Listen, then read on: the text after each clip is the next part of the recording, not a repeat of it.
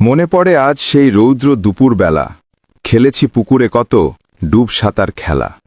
কানামাছি গোল্লাছুট খেলতাম সবাই মিলে, মাছ ধরতে ছুটে যেতাম নদী খাল বিলে।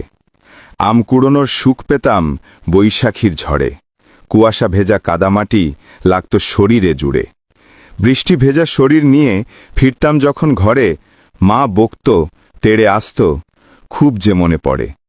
পৌষ পেরিয়ে মাঘ এলে শীত আসত গটিয়ে, সবাই মিলে হল্লাহাটি করতাম মজা জুটিয়ে।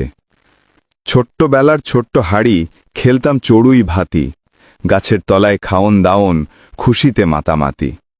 যে যার মতো ছুটে যেতাম মাল মশলার খুঁজে, কেউ থাকিত ব্যস্ত আবার রান্না করার কাজে। মাকে সবাই ফাঁকি দিয়ে লুকিয়ে আনতাম চাল, পেঁয়াজ রসুন কাঁচা লঙ্কা মুষ্টি ভরে ডাল।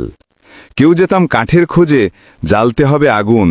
কেউ যেতাম চুরি করতে করিম চাচার বেগুন। কেউ বসে হলুদ বাটি, কেউ বা রাঁধতাম ভাত। কেউ বলতো দুত্তরি ছাই, পুড়েই গেল হাত।